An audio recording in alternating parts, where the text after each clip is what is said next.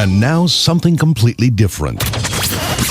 Good afternoon. I'm speaking to you live just outside I like to think balding is just God's way of saying, now let's see you get laid. Is it true that if you don't use it, you lose it? What I'd really like to do is put the greatness of this man in perspective. The hair loss community has a lot to be thankful for, having you as a spokesperson. You mean you just call this guy up? About life and about reality. And now, America's #1 reality radio show for men. Live from Los Angeles, it's Spencer Kobren's The Bald Truth. Hey guys, welcome to the show, 888-659-3727. Thank you so much for your patience. As you know, this is a live internet broadcast, and with that lovely situation that we deal with being live and being on the internet, we always, well not always, but we sometimes run into some significant technical difficulties, and we did today. Normally, I would have our trusty sidekick, Joe Tillman, the original hair transplant mentor, on video with us, but we could not make that happen. So I decided to just say, fuck it. Let's have him on the phone for a while, call in, say hi, talk about what we're going to talk about. But before I get to Joe, I just want to let you guys know, if you're new to the broadcast, don't know who I am, why I am here. I'm a consumer advocate for men and women dealing with hair loss. I'm the author of The Bald Truth and the Truth About Women's Hair Loss. And I've been doing this program for almost 20 years. Started in 1998 on WABC radio in New York, syndicated throughout the country, went over to XM satellite radio, and now we are worldwide on the internet.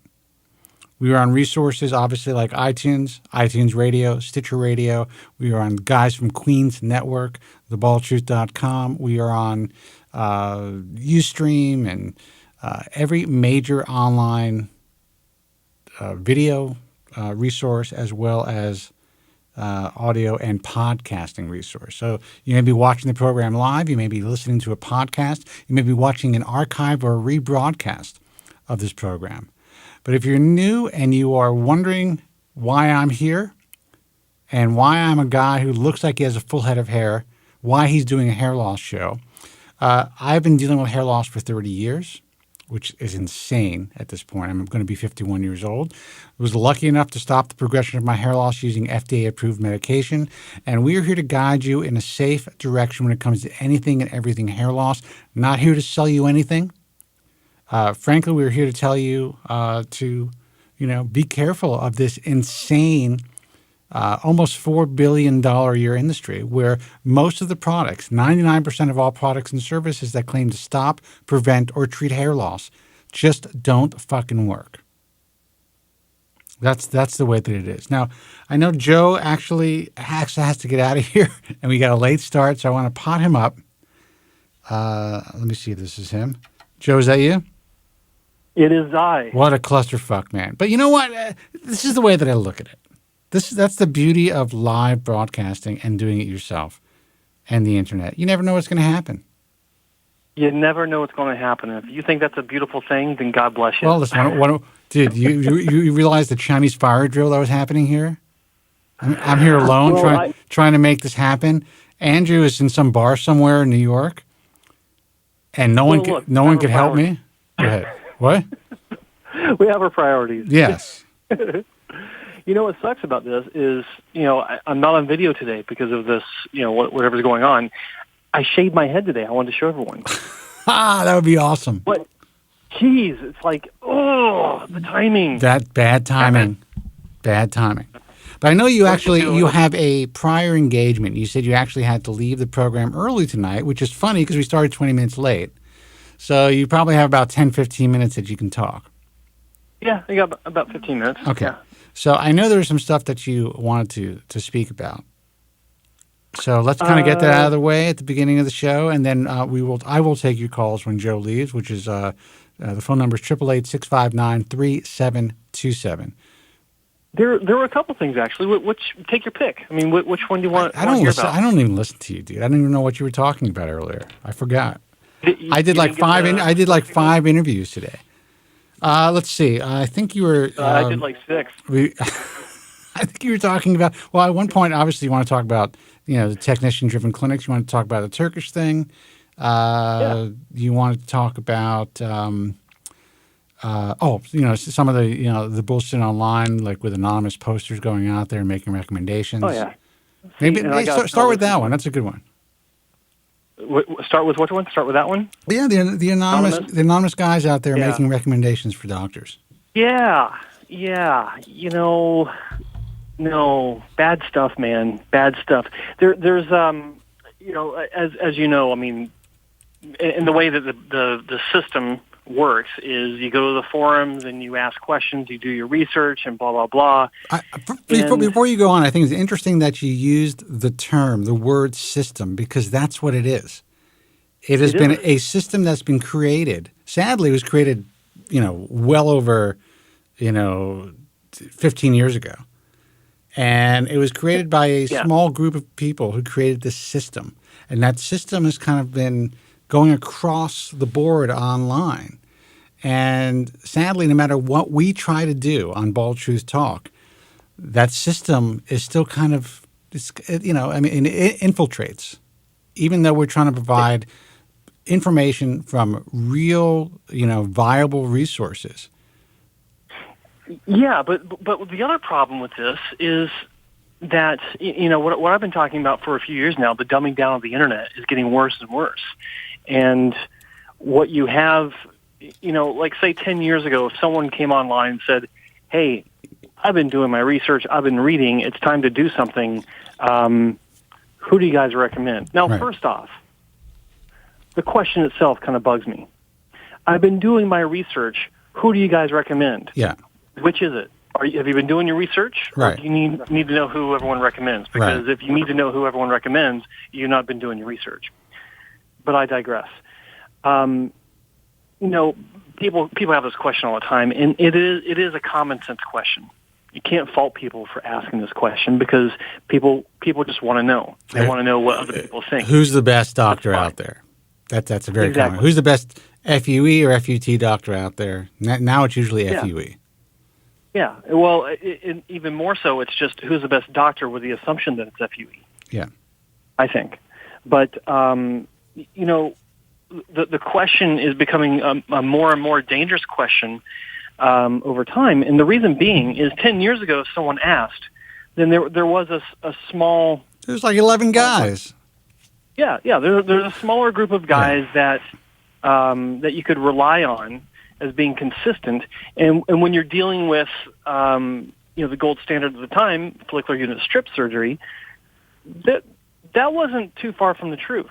Well, it was pretty straightforward. I mean, they had the infrastructure, they had the right staff. It was at the time it was the gold standard. It was being performed in a way that was much more manageable as far as, educating patients and for patients to be able to go in there and see exactly what's going on. Yeah, many are far fewer variables that you have to account for.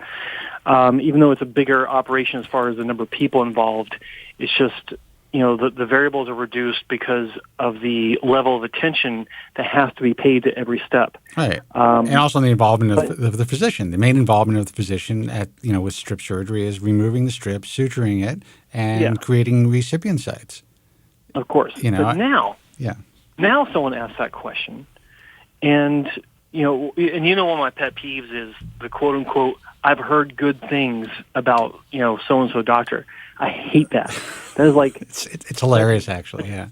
It just kills me because, what we have here, if we analyze what we're talking about some person who is anonymous with some sort of handle like, QN Guy 24, right? From wherever, who had a hair transplant in Thailand, if he had one at all, or some shit, yeah. I've heard good things about so and so doc. Yeah. Poof, he's gone. Yeah.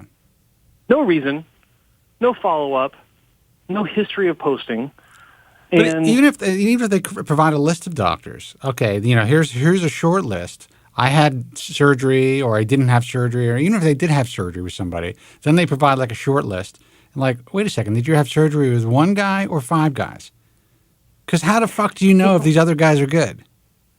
Yeah, well, and that segues into another aspect of that is, if you've had if someone's had surgery with one clinic, what qualifies them to say, well, these guys are good too? Nothing. Everyone just reads shit online and reiterates it and regurgitates it, basically. That was the word I was going to use. Yeah. Regurgitating the sound bites, basically. Yeah. Now, there are a few individuals out there that have had surgery or may not have even had surgery, and they have a certain understanding about it that most people don't, but it's only because they're freaks of nature. Well, they're freaks of nature. They've done a tremendous amount of research. They've been on the boards for a long time. But, at least on Bald Truth Talk, what I see, I don't see most guys making straight recommendations. Now there are guys that will venture off from other boards that will make those straight recommendations.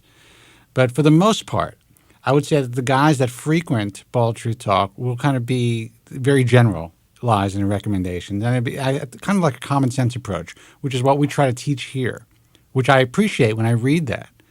But then you got the old school mentality where guys they're basically saying, if you don't go to this guy, you're getting second best, or, here's a group of guys that you need to research, and don't believe this and believe that. It's insane. Well, it's, there's such a huge scope to the issue. There's so many points to be talking about this. But, playing devil's advocate, it's like, well, what else are people supposed to do? Sit there and say nothing? And I get that. I understand that. But there's, people always, as long as there are forums, people are always going to be asking these questions, and people are always going to be answering these questions. Yeah. But I think that, I don't know, there needs to be some sort of, middle ground, for people when they're doing the research and for people when they're making recommendations. Well, you know what the middle ground is to me? What's happening? Let a guy like, I don't mean to cut you off, but let a guy like yourself, who has expertise, who puts his face out there, puts his name out there, that's the type of advice I would take. You can read all the chatter. That's great, great information, kind of like use that information to, pursue your research and your search, and to ask the right questions.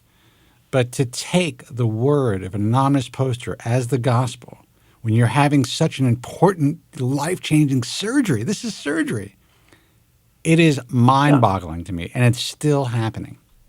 And what I find interesting is, someone was talking about how they'd rather take advice from someone that doesn't have a financial association with the doctors.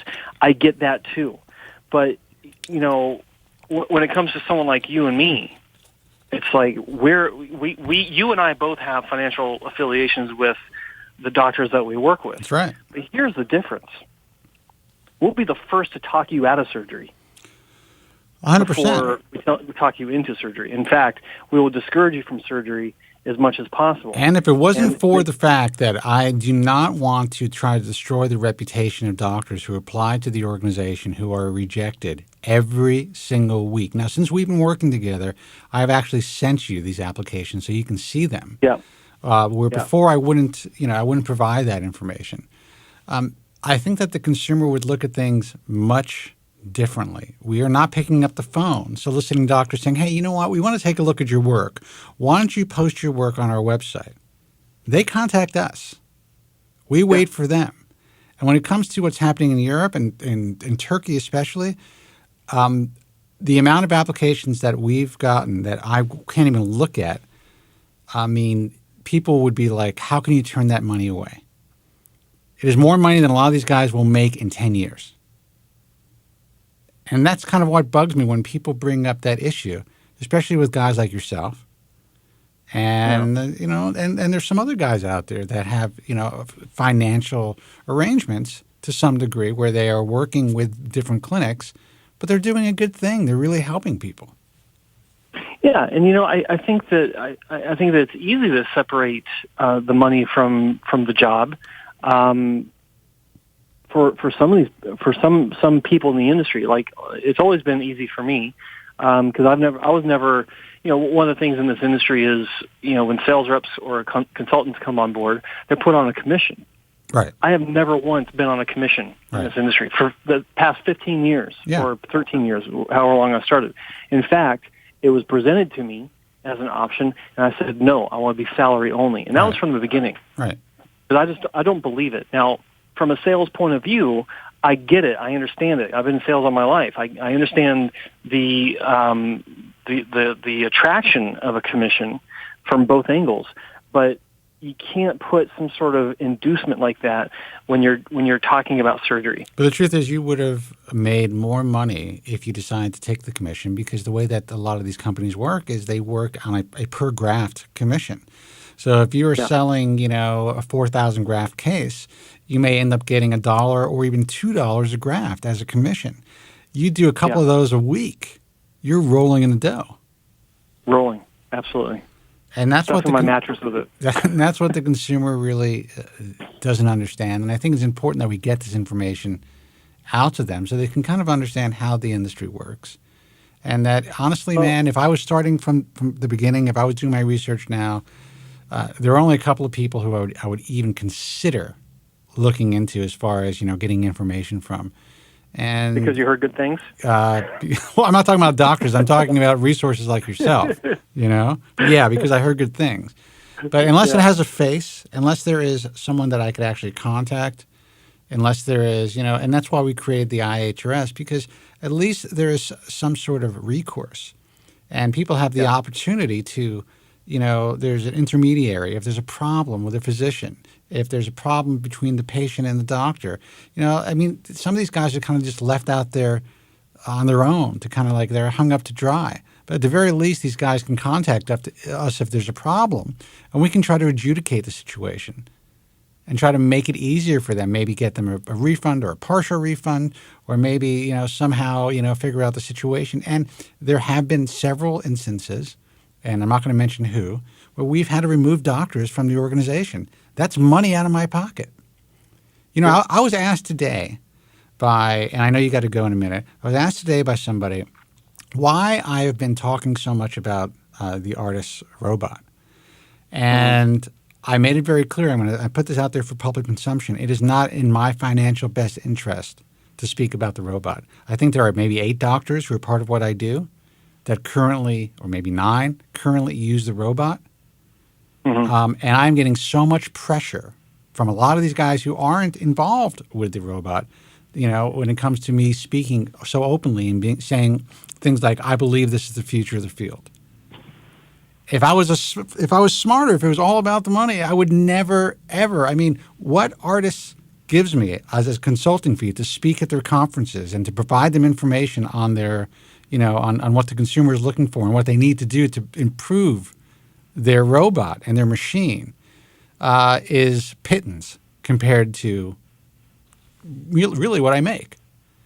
So it doesn't make financial sense for me to do this, but I do it anyway. And it didn't make financial sense for you not to take those commissions.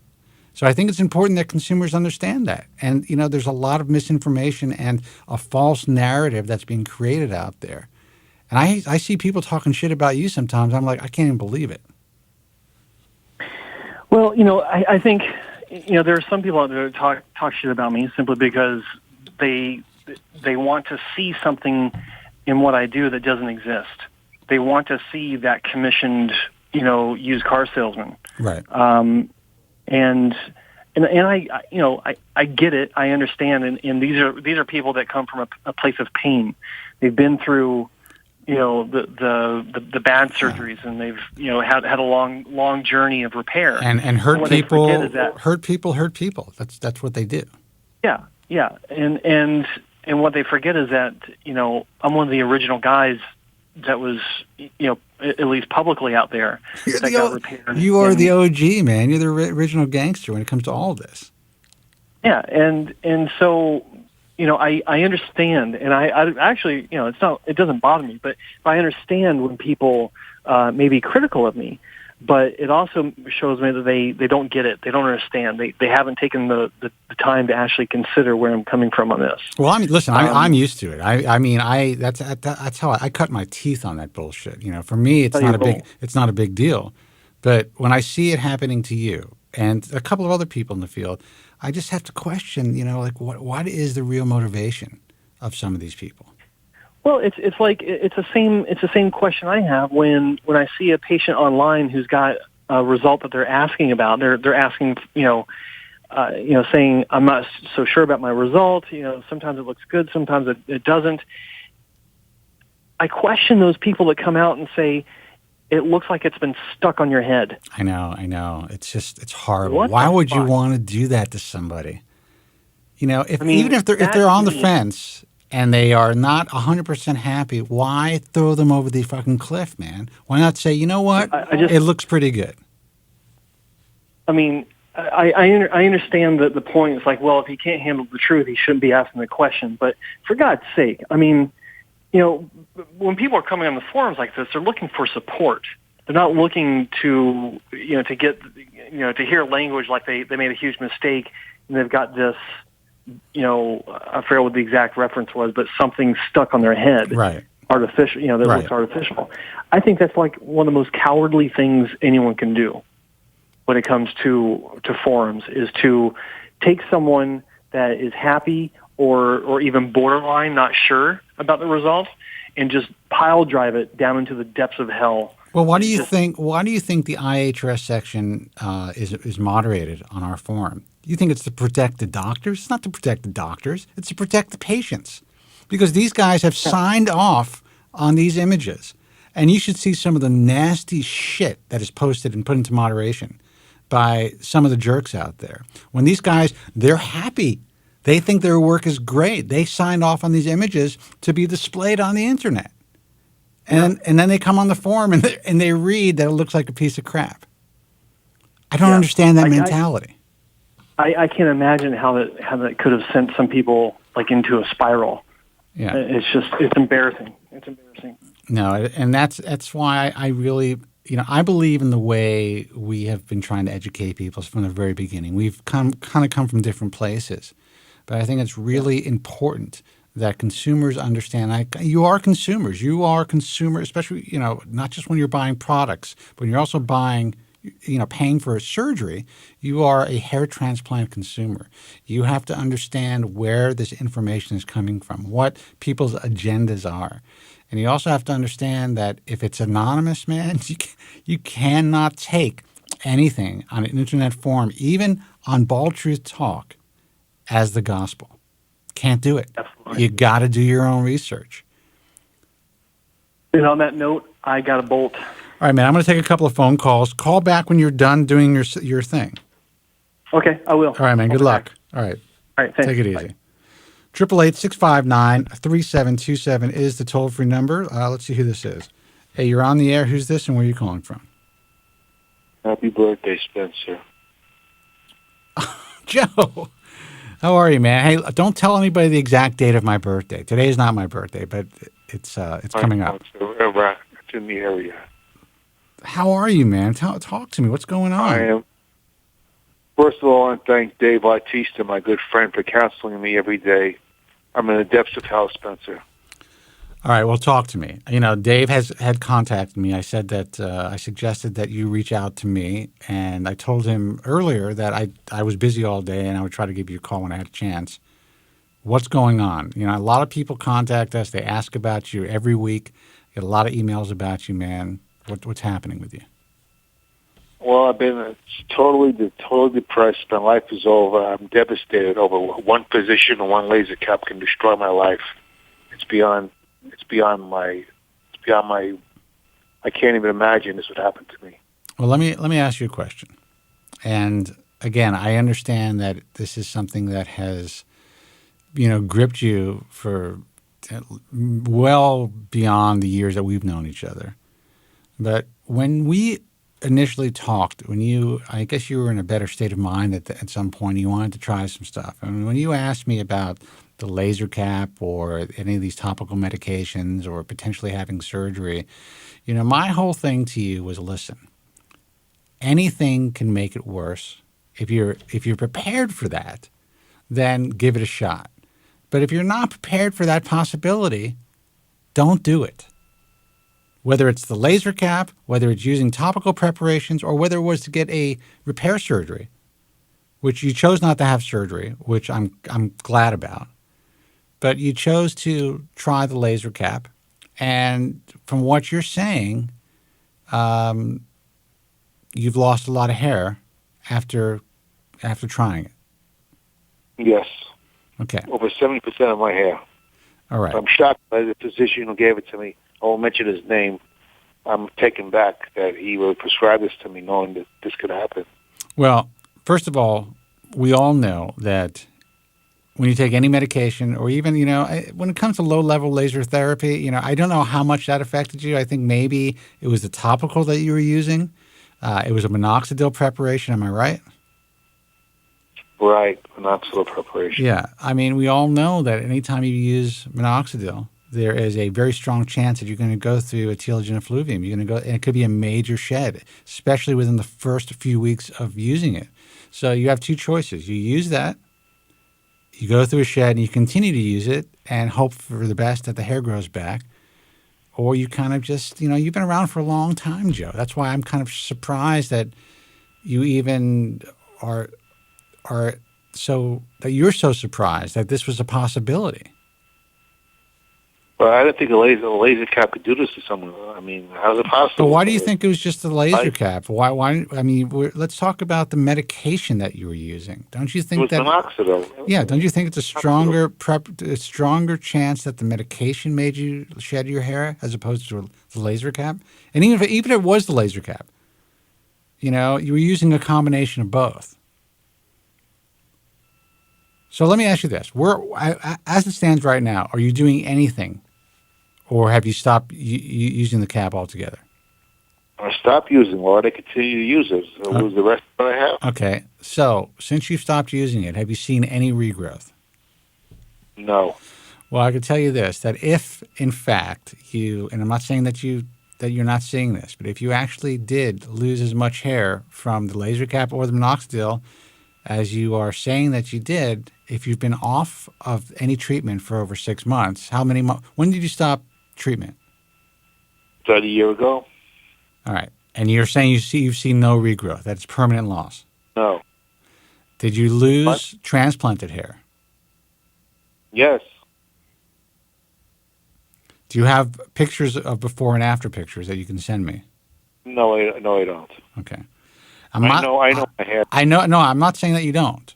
But I think, in some cases, there's a possibility that there's a little body dysmorphic disorder happening to some degree. I mean, let's face it, you've admitted to this over the years. And you may be seeing it worse than it actually is. Or, if we had some photographic evidence, then I'd be able to say, you know what, man, this is a freak situation. But, yeah, you're right. And at least I'd be able to. Go ahead. Go ahead. Now, let me ask you a question. Why didn't you call a doctor to talk about it? Why didn't you follow up? Because the doctor would just say what he's going to say. He did. I can't believe what he did to me. I mean, I'm stunned. Someone his reputation, I'd rather not mention his name. What he did to me, I mean, it's beyond my belief. Well, let me just say that, and I'm not defending anybody. I'm not a fan of low-level laser light therapy. We do not endorse it through the American Hair Loss Association. There are plenty of doctors who are in the IHRS that are now selling the laser cap or have used laser hoods. There has been a few recent studies showing that low-level laser light therapy actually is beneficial for hair loss, and some older studies that show, cell regeneration and and other potential benefits of using low-level laser light therapy. However, I haven't seen the evidence. I've seen it, a lot of anecdotal stuff. I also know that Joe has recently told me that he was down in, and he can correct me if I'm wrong, down in at Dr. Cooley's office, and he saw images of someone who was using low-level laser light therapy, and he thought it was astounding. Now, you've been listening to the program, you were part of the show for 15 years. You've always heard my recommendations. What made you make the decision to say, you know what, I'm going to give this a shot? It was purely based on the doctor, or was it just like you were just like, fuck it, I'm going to give something a shot? I heard it was good. I thought either it would work or it didn't work. That's what I thought. The worst case scenario is nothing happened. It didn't do anything. That's usually the case, I would say, with laser caps. That's why I actually think that you probably, I mean, were you using the minoxidil the same amount of time as the cap? Yes. Okay. I personally think, and again, I'm not a physician, that it was the minoxidil solution that caused you to go through a shed. I think that if you just used the laser cap itself, you probably wouldn't have seen any results. Or if anything, you wouldn't. I don't think you would have gone through a telogen effluvium to that degree.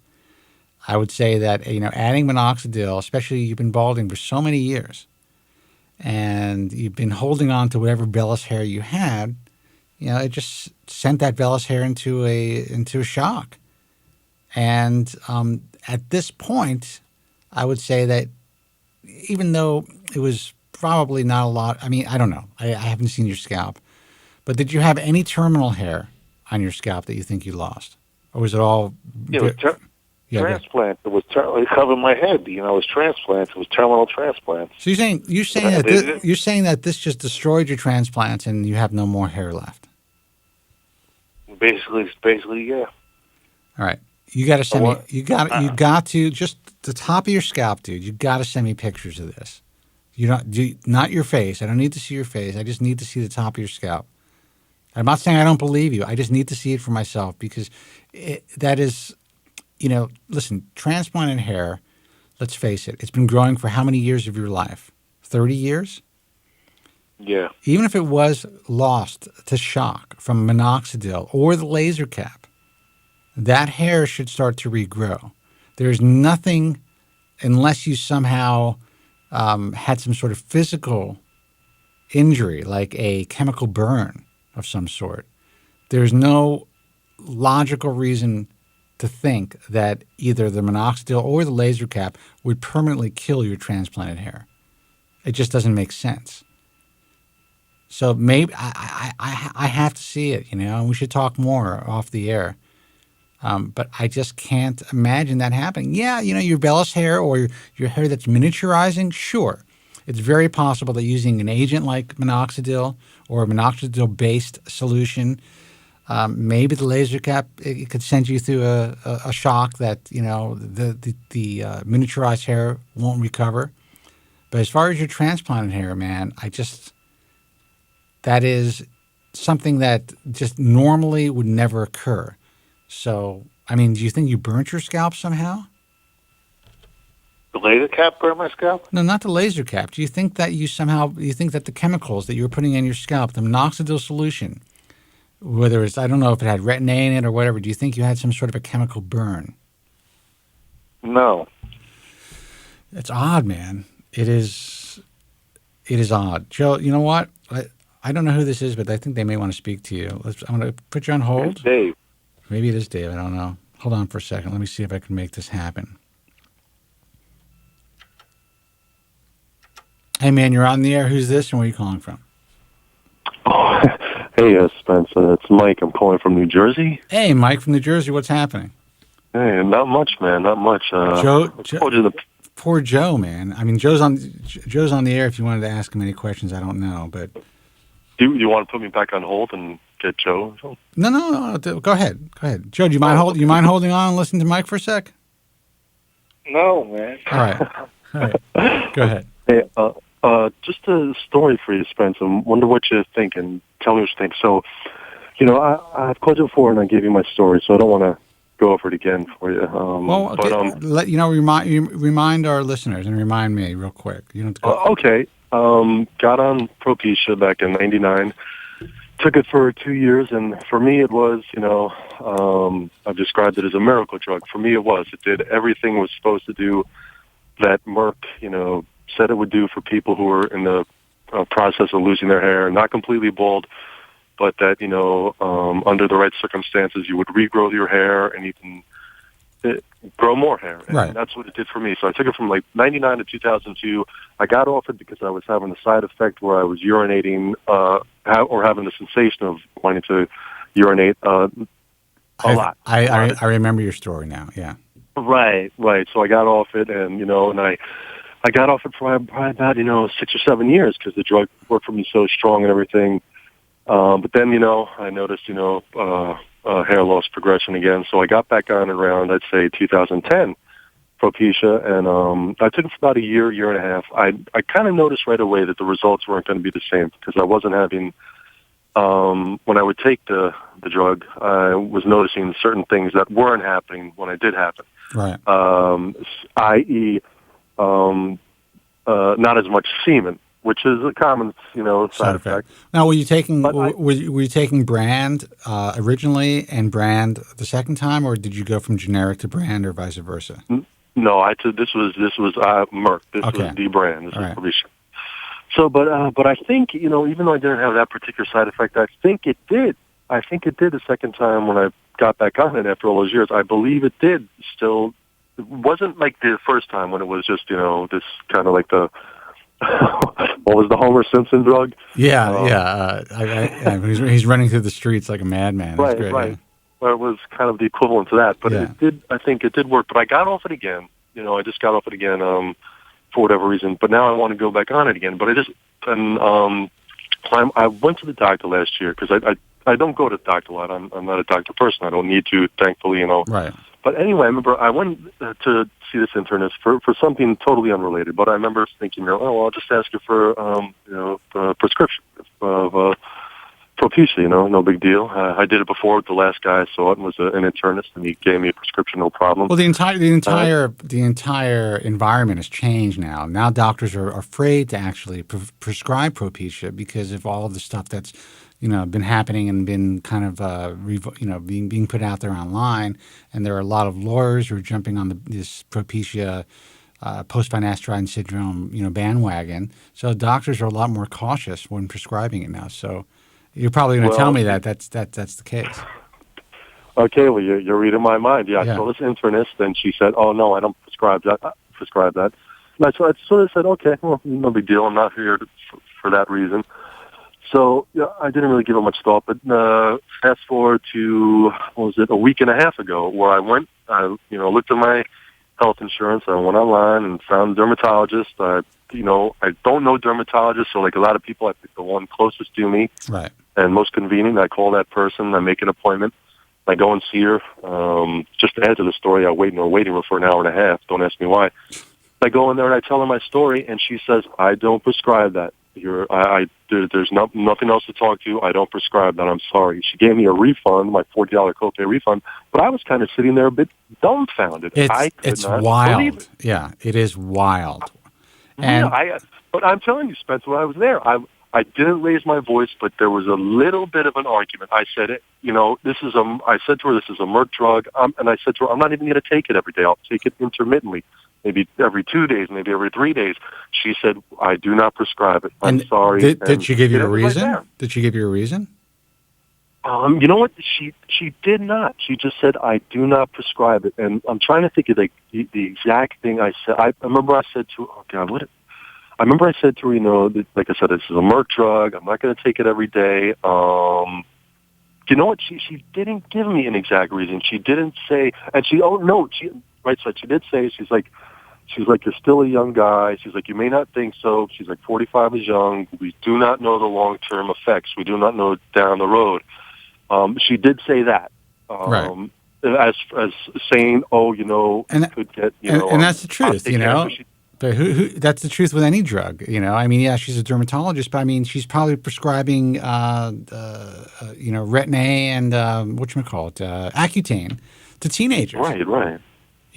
These are black. These are Accutane's a black labeled drug. But I can't. Now I've sort of been.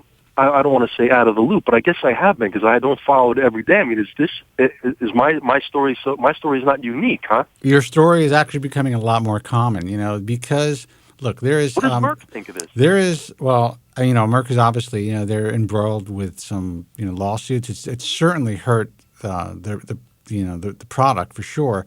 This is what bothers me the most. There are millions of guys who are being helped by this drug. Millions of guys who are not suffering from any short-term adverse side effects, and to their knowledge, no long-term adverse side effects. To possibly make it a situation where it's going to be more difficult for these guys to get their hands on a product that's really been life-changing for them is maddening to me, especially when there are products out there that are killing people, literally killing people. Birth control is being prescribed to young girls like candy. Believe me, this woman is probably on birth control herself. The dangers of oral contraceptives compared to Propecia statistically are so much greater. It is mind-boggling that this is even happening. So to answer your question, yes, there are physicians who are afraid that they're going to be caught up in some sort of a legal battle because a guy is going to think that he cannot get an erection because they were prescribed this drug. Now, I know on your show you have to repeat yourself all the time because you do have new listeners and you just want to let everybody know what's going on and what you're here for. But could you please? I don't want you to have to repeat, but repeat for me. I mean, what is the cause of this? What is the reason? Is the reason for guys are claiming erectile dysfunction, guys are saying that they're getting prostate cancer? Well, guys are actually claiming that, and there is a subset of guys for whatever reason, and obviously you're not one of them because you've been on and off the drug so many times, that are claiming that even they are suffering with adverse side effects, sexual side effects, and even after they get off the drug, they believe that in some cases this is happening. They cannot function normally sexually. So they're now basically calling this post-finasteride syndrome. And there are support groups online. There have been some marginal studies done. And when I say marginal, they're basically like questionnaire studies asking questions to those who are claiming that or who believe that they have post-finasteride syndrome. Now, I believe there is a subset of guys who are suffering from this. That is the biggest issue. Then there were a couple of studies done. One study initially said that there was a greater chance of guys developing a more aggressive form of prostate cancer who were taking this drug. Then another study that refuted that and basically stated that that wasn't the case. And then a more recent study came out that claims that those who are heavy drinkers, drinking like more than 3 drinks or 4 drinks a day, who are on finasteride, had a greater incidence of high-grade type of prostate cancer, or more aggressive prostate cancer. Now, I didn't know about that either, and I like to drink. I've been taking this drug for 20 years, but I honestly don't know. Studies come out, and then there are other studies that come out that refute studies like that. These are on small populations of people. Go ahead. Right, no, I'm sorry, but it kind of reminds me too. We're bombarded. It was every day or every week. The ADA is discovered. The ADA says this. The FDA, New England Journal of Medicine. The FDA, the New England Journal of Medicine. Every week they're coming out with this. They're coming out with that. They're coming out with this, and it's like. Well, the thing is, because this is a lifestyle drug, it's a really easy drug. It's a really easy, and because it affects people's sexual function, it's a really easy drug for lawyers to attach themselves to and kind of develop these. Bandwagons in these class action lawsuits against Merck. And there are doctors who are also fearful of being drawn into that. So I think it's more about liability than anything else. Now, if I were a physician, I would provide people with complete counseling and have them sign a waiver. And if they want the drug, period. This way they're not liable for anything. The fact of the matter is this is a drug that has been on the market, finasteride, for well over 2 decades. If you were complaining about benign prostate hyperplasia and you went to a urologist, you would be prescribed Proscar or dutasteride. No problem. Or Avatar, right? Yeah. Yes, exactly. Avatar. So they wouldn't think twice. They would say, there's a chance of adverse side effects. But they figure, okay, it's an older guy, 45, 50, whatever it is. He's having these issues with his prostate. We know this drug works.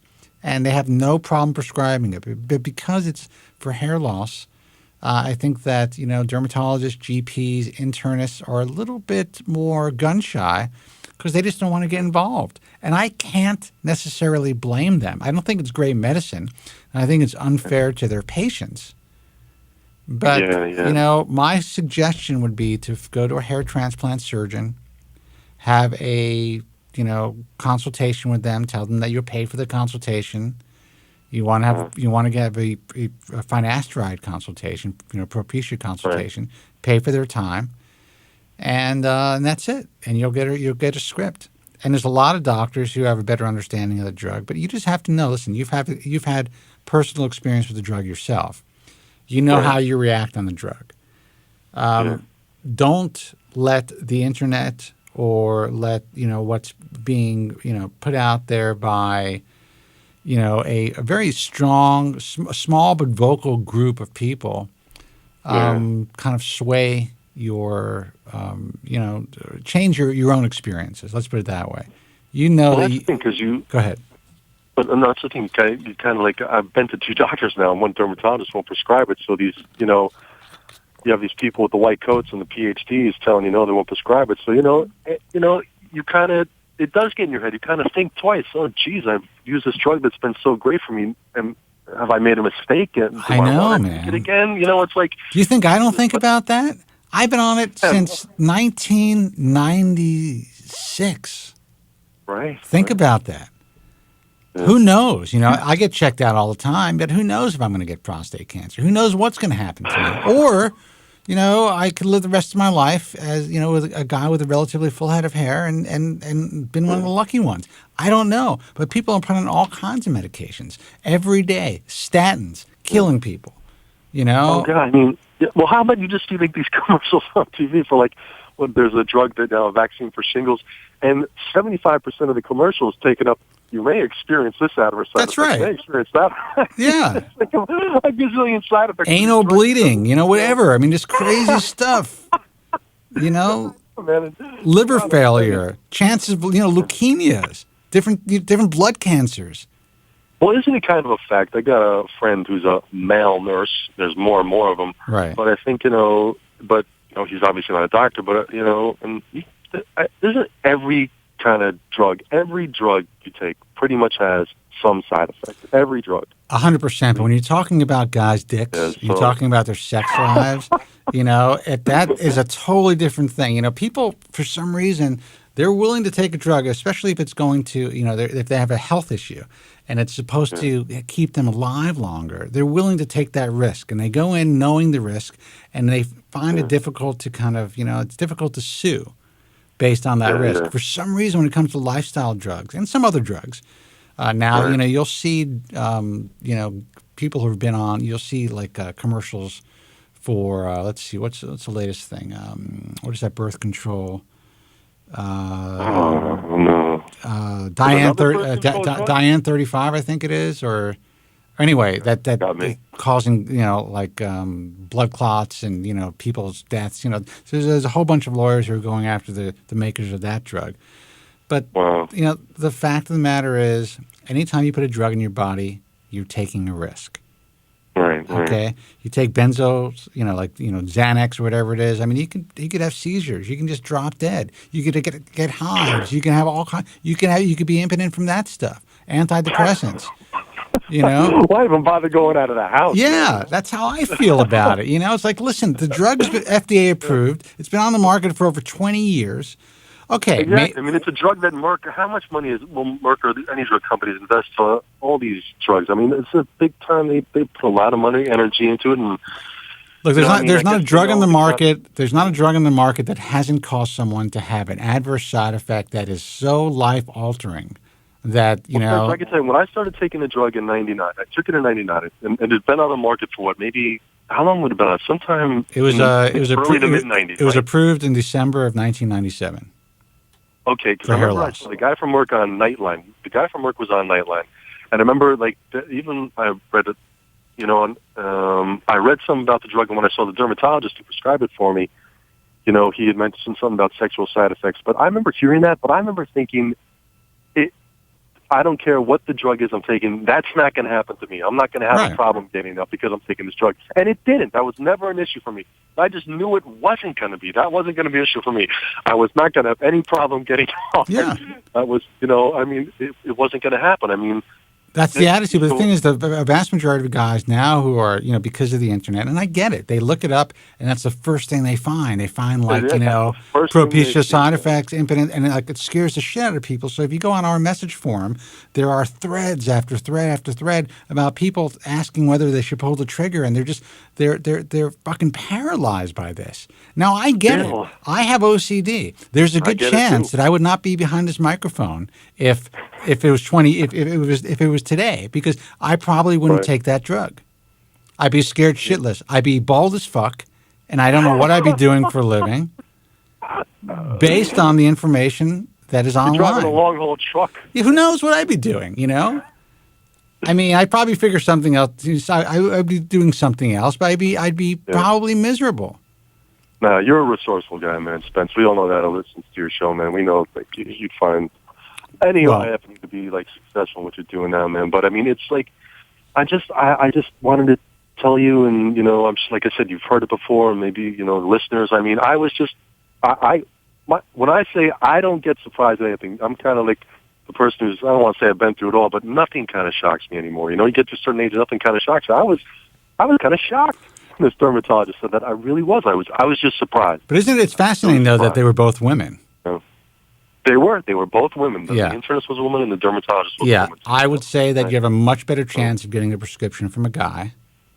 Yeah. And, I mean... well, I'm definitely going to call ahead, because I'll probably do it by the end of this month, but I'm definitely going to call ahead and tell him just straight out, is your going to prescribe the dermatologist, will he prescribe Propecia or Proscar? And right. I think you're right. Actually, I had that in my head, too. Maybe going to a hair transplant person. I live in northern New Jersey, so there's, plenty of guys around here. There's plenty of guys. And you can also just drive into Manhattan, whatever. See Bob Bernstein, he'll give you good education, and he'll charge you for the consult. And, at least he could check out, you could do some miniaturization mapping. You could see where you actually stand as far as your hair loss. Compare it, Yeah. That's a great idea. That's a great idea. I think I probably will do that because, I've heard you mention him a lot. I know you think highly of him. And like I said, I'm probably maybe literally from where I live, I'm probably not even a half hour away from his office. So that's actually a good idea. I should try and look into that. Absolutely. And he has a couple of associates. I mean, these guys are hair loss experts. So at the very least, you can get your prescription and you can kind of map your progress and see if it's really helping. And, to me, it's worth the visit, just to get the script from a derm and the hope for the best, that's great. You've already done that. But to really be able to kind of assess what's happening and really speak to someone who sees that's all they do, I think that's the way to go. And there's no doubt in my mind that they will prescribe you. I mean, I would say probably 2/3 of his patients are on finasteride. But all these doctors have told me that fewer and fewer patients are willing to take the drug. Wow. And it's all based on this. Some of it's fear-mongering, and some of it is... there is no doubt in my mind there's a subset of guys who have come out over the years who have this syndrome. Well, everybody's different, so maybe the drug does affect, for whatever reason, like everybody's different. Maybe it affects people differently. You could be right, somebody. I believe it. I believe it. Let me tell you something. I'm going to be 51 years old. I promise you. If all of a sudden I cannot get it up, I'm not going to blame Proscar. Right. It's like, okay, I'm 51. Time to get some Viagra, So far, honestly, so far, so good, I mean, I've been very lucky on this drug in every instance. But, great, man. Really, it's great. But it really has, for me, I would not be behind this mic doing what I do. But again, I don't make a dime. It's not in my best interest to promote finasteride. I'm not making a dime from Merck. I speak based on my experience and the experience of thousands of guys who have contacted us over the years, like yourself, who have had a positive experience with this drug. Absolutely. Hey, if I didn't take it for those 2 years where it worked so incredible for me, really, for those 2.5 years, it was just, like I said, don't want to repeat myself, but it was a miracle drug. If I hadn't taken that drug, then I probably would be. My father was what's the highest Norwood you can go to? The Norwood 7. He was a 7. Yeah. He was, and I still have to this day, like, decent head of hair pretty much from those 2.5 years I took the drug. There's no doubt, man. It worked out well for me. It worked out that well for me. Yeah, listen, I paint my bald spot at this point. I didn't have to do that for a long time. I was able to do the Shambui comb over. It kept enough hair. It was great. But as I got older, I did continue to progress, but very, very slowly. So for the last 7 or so years, I've been using either Dermatch, which is what I use, or like a topic type product. But listen, I'm 51 years old, man. I mean, I started losing my hair at 21. Yeah, it's great, man. I noticed I'm 45. I really noticed mine. I guess it was, I just one day I looked in the mirror and was like, holy shit, I was 27. Yeah. And here I am 45, and, Yeah. So I'm still going pretty strong, although, like I said, I want to get back on it. And, well, that's my advice to you, man. And I think your story is very important. It's also very telling. And it shows, listen, and this is for the guys who are, the post-finasteride syndrome guys out there. If I were in your position, to tell you the truth, I'd probably be out there banging the drum too. If I felt that the drug hurt me the way that you guys believe it hurt you, I'd be doing the same thing that you've been doing. So I can't say that it's, there's guys who have podcasts now. There are websites out there. Everybody's got a podcast. Yeah, but it's true. But to tell you the truth, I understand that. So I am not anti what they do. All I'm here to do is to talk to guys like you who have had good experience with the drug. I talk about my experience and let people know, listen, these are the possible side effects. There's side effects with any drug that you take.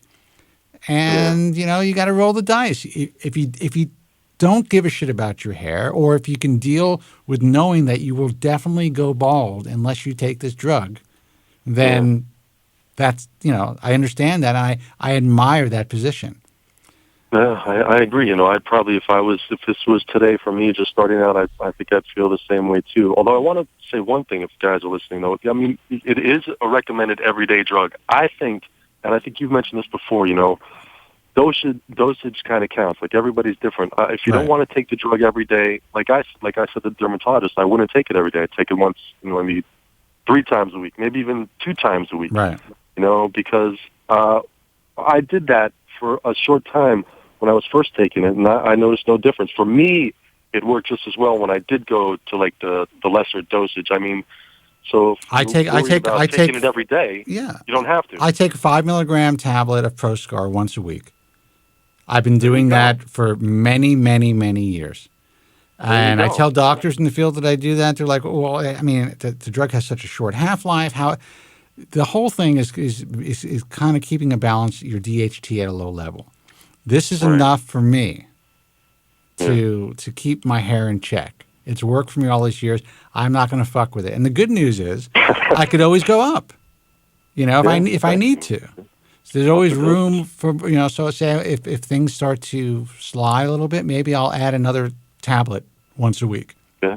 And see what happens. So listen, I'm not here to push this drug, guys, if you're just tuning in, but we are here just to talk about, or at least me, my real life experience with the drug. And, you may read on some blog someday, God forbid, that, Kobren's got prostate cancer. Is it because of the drug? I'm not going to know. Or is it just because, like 85% of men at some point in their life get prostate cancer if they live long enough? Yeah, it's scary, man, really. I mean... And you're right, man. People do all the right things. You can do all the right things, and all of a sudden one day you wake up and you're like, oh, shit, after you've done all the right things. So it's... Dude, I woke up with hives the other day. I'm like, what the fuck is going on? Like, I couldn't go out in the sun. I thought it was the pool. I didn't know what it was. I'm using cortisone cream. I don't know what's going on. I have to see a doctor tomorrow. That's life, Hey, I woke up feeling great today. I felt awesome. I did my little daily morning stretches, exercises. I tweaked my neck. I felt like shit the rest of the day because I stretched my neck. I was like, oh, my God. Yeah, that's what happens. I was out to dinner with this person and her wife. I didn't know that the wife had veneers. One of her teeth fell out right at dinner. Think about that. You know, she didn't wake up that morning thinking she was going to be mortified like that. Spencer, that reminds me of something really funny. You're from New York. Remember Warner Wolf on Channel 2? Yeah, oh yeah. Oh, dude, when he lost his dentures. His dentures flew out. Yeah.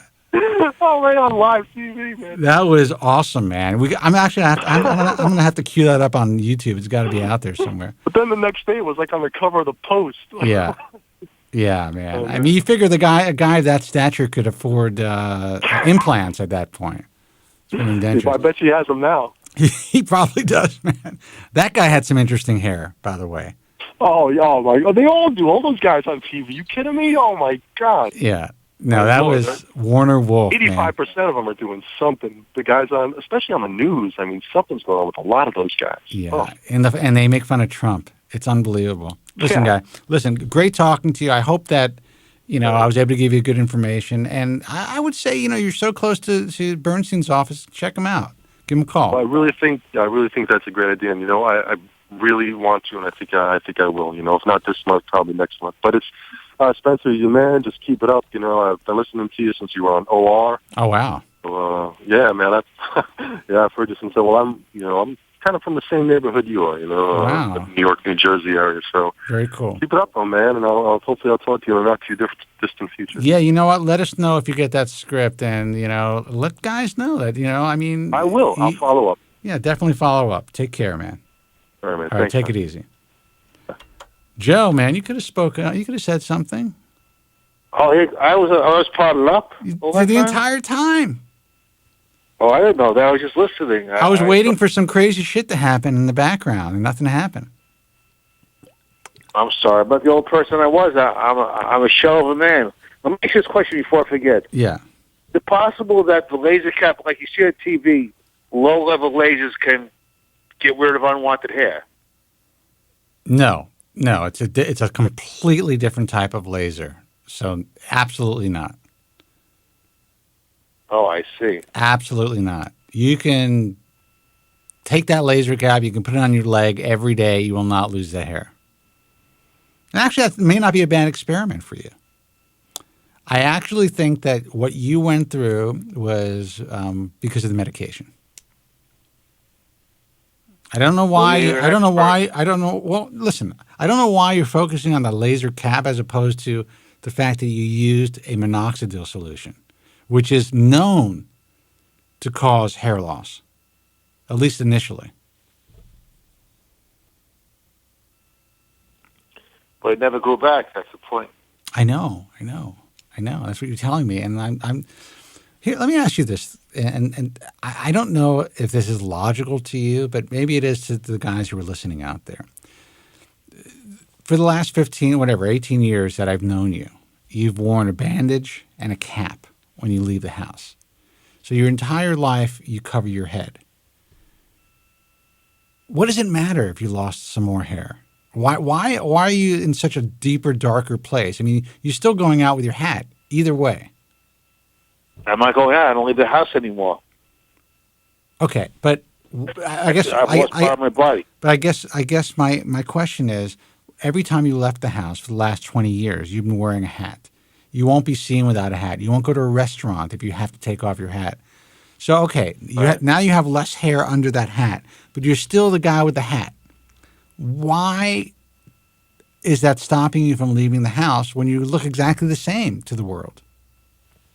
Because I know that I'm different. I feel, Spencer, I feel like I lost my two arms. That's the devastation I'm in. I should have left well enough alone. Well, listen, I don't mean to repeat myself, but that was always my thought with you. And when you asked me and you said that you wanted to do this, I'm like, all right, well, I mean, I'm glad he wants to do something, but I didn't think it was going to really do much for you. And you actually considered surgery. Now, surgery may have helped you to some degree, but I'm very glad that you didn't have surgery, because imagine if you were botched, how much worse you would feel. So I don't know, Joe. I don't know what to say at this point. I've never actually heard of a laser cap or a laser hood or a laser comb or even a minoxidil solution making someone lose transplanted hair. I mean, in some cases it can happen, but that hair would always grow back. especially if it was strong terminal hair that's been growing for 30 years. So I don't know what it is, dude. I mean, what other were you put on any other like psychotropic drugs or anything else? Was your medication changed or upped during this time? No. Is it possible that it was a combination of drugs? I mean, did you speak to your psychiatrist about this? And that's the thing. You need to follow up with the doctor, man. I was on no drugs when I was taking and doing this. No drugs at all. Dude, you were on the entire time I've known you. You've been on some sort of antidepressant, antipsychotic, benzodiazepam. Only thing I was on was Xanax. That's all I was on. All right. How much Xanax do you take a day? 8 milligrams. What? Yeah, 8 milligrams. You take 8 milligrams of Xanax a day. Yeah. So you take 8 1 milligram tablets, or do you take 2 milligrams?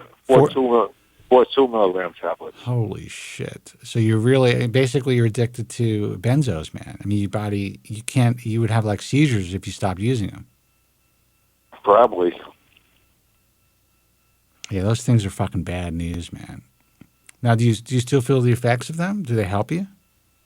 No, they don't do anything. My body's used to them. Well, that's the thing. And also know that, benzos will cause, and again, let me preface this by saying I'm not a doctor, whoever's just tuning in, but benzos in the long term will cause you to be more depressed.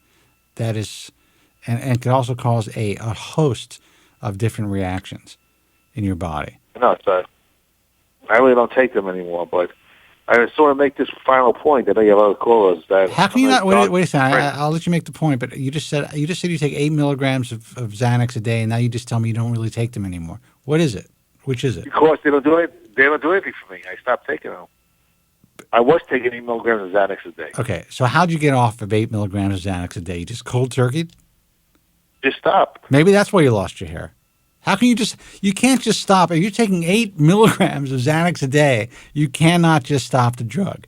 You would have to either go into a hospital and be weaned off it, under the guidance of medical staff, or at the very least, you would have to be, do it at home, but do it a very slow wean. Otherwise, you can have seizures.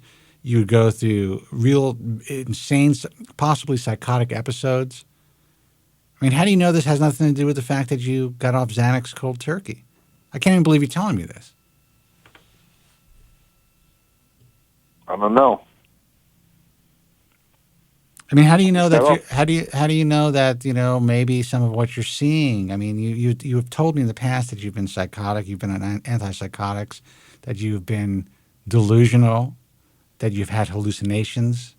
Am I correct? That's all true. Yeah. Yeah. So how do you know that some of this isn't related to that? The hair loss?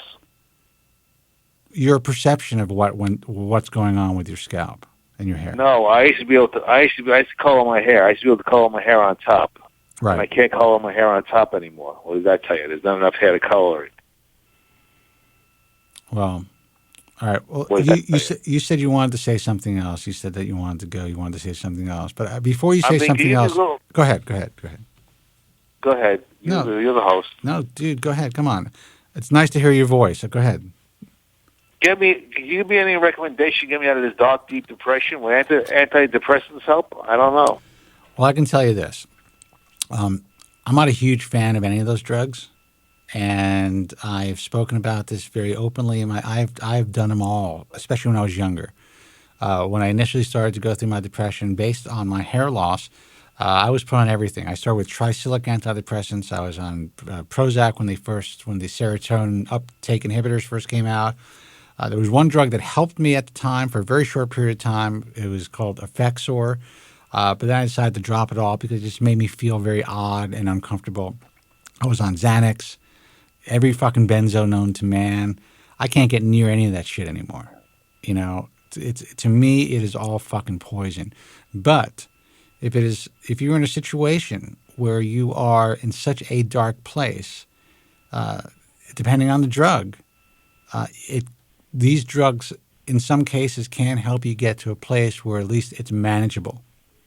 And again, I'm not a physician, but you need to see a different psychiatrist. Whoever you've been seeing, and I'm sure, the thing about psychiatrists now versus psychologists, in our day, when we were younger, psychiatrists would do both cognitive therapy, talk therapy, and they would prescribe medications. Now, what most psychiatrists do, it's much easier for them to just do like 20-minute prescription consults. And they will see you maybe once a month for 20 minutes, and they'll just write you drugs, and they'll just have many more patients, and they'll do that. And then they will refer you to a psychologist for the cognitive therapy. I don't know if that's a situation that you're in, because it sounds to me like you're probably just getting prescriptions for your drugs. Yeah. But I'm in such a deep depression. I told Dave this. I don't take a shower for weeks. I can't get out of bed. I'm in bed all day. Well, this is my advice to you. Do you want to get out of this, Joe? Yes. Okay. My advice to you would be to go online, find somebody that's qualified, give them a call, and get yourself into therapy. Get yourself out of the house. And if you can't get out of the house initially, you can do it through Skype. You have a laptop. They'll take a credit card and start moving forward. Because the truth of the matter is, Joe, I know it sucks that you lost more hair, but since I've known you throughout my entire career, you have never gone anywhere without covering your head. So I know that you lost more hair, but the outside world, the rest of the world, you can still function the way you used to function, wearing your hat, and no one's going to know the difference except for you. You still have a family, you have a daughter, you have a son. Are you still with Phyllis? Yeah. Okay. You got Phyllis, you have your sister, right? You have your parents are still around, right? Yeah. Okay. You have people who care about you. You have us. You have, Dave calls you. You're always welcome to reach out to us. So if you really want to help yourself, Joe, you can be helped. You can change your life. That decision is yours. No matter what you're feeling, no matter what a dark place you're in. And believe me, I've been in dark fucking places in my life. When I started this program, I was at a point in my life where I was self-medicating. I was out at the bars. I talk about it all the time. I found purpose. I found, I made a choice to find purpose. And don't think I still don't have down days. Forget about where I am in this world and what I've accomplished and, what people consider success. And the fact that I have a hot, wife and all that stuff. I just had to throw that in there. Forget about all that. I still have issues. But I wake up every morning, I put on my pants, and I do my thing, and I concentrate on and focus on positive shit. And that's what helps me get through the day, especially when I'm having tough days, like everybody else. I understand that, but if I could just take it all back and never get that laser cap and medication, I'd be a much happier man today. Yeah, I know that. I know that. But the truth is, for 15, and guys, I'll take your call in a second. Calls in a second. 888-659-3727. I've known you for 18 years. And if you go back and you listen to some of the archive shows that are online, you have sounded so miserable. You said you were suicidal throughout all these years. This is just, maybe this just added to your situation, This has compounded your situation, but your situation hasn't really changed. Because at that point in your life, in those stages of your life, you were saying the same thing to us, dude.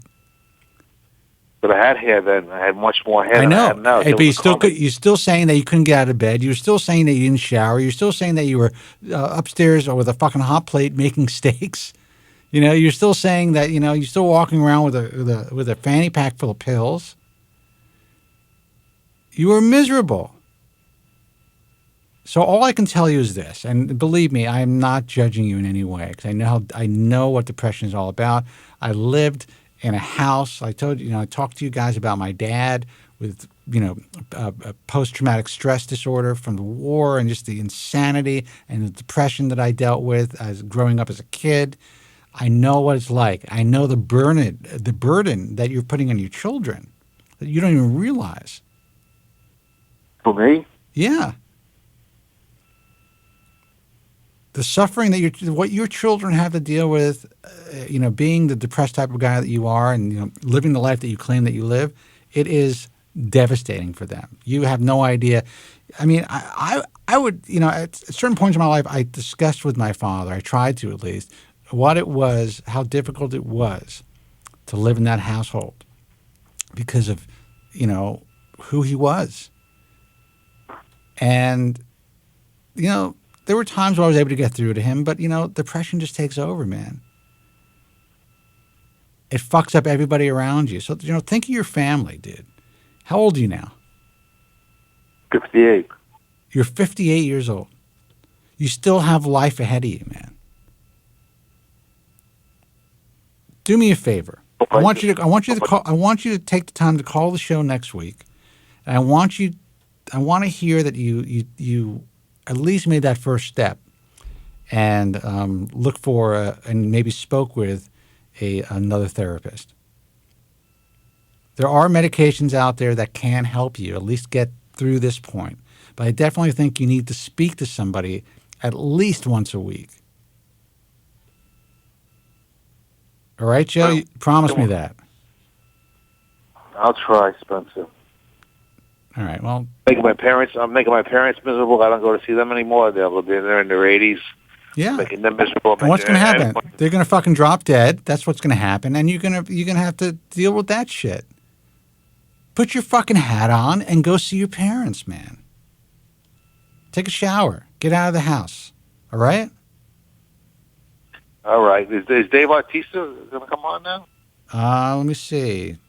I don't think so. I don't see him online. Well, I want to thank you I want to wish you a happy birthday. I want to thank you for giving me over this extra time tonight. Joe, listen, we love you here, man, and we do miss you. I want you to get well, okay? It's possible. Yeah, it is possible to get well.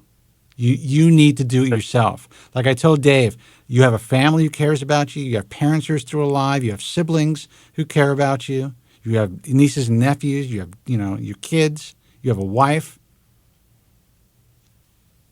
I just wish the doctor never made a house call that night in the hotel. Well, the truth of the matter is, again, this is not to defend anybody. It was all your choice, Joe. You have to understand that. You have to take some responsibility for that. I take full responsibility because I sorted it out. No one made me take it. I sorted it out. All right. Well, that's a good step. Listen, Joe, we love you. I want you to call back next week, and I want you to please contact somebody for help. All right? Okay, just to let you know that, something happens to me. I told my wife to call the show because, I don't know. Joe, nothing's going to happen to you. You have a choice. Make the choice. You got a family? Live. You got a family. All right? Think about them. You're real, man. She'll be 51 soon, right? I will be 51 soon, yes. The first time I met you were 33. That's right. You haven't changed any. I'll let you go. All right, Joe. All right, man. I want to apologize to you and the millions of fans that I don't call the show anymore, but I just can't. I can't do it. All right. Well, I want you to call him next week. All right, dude.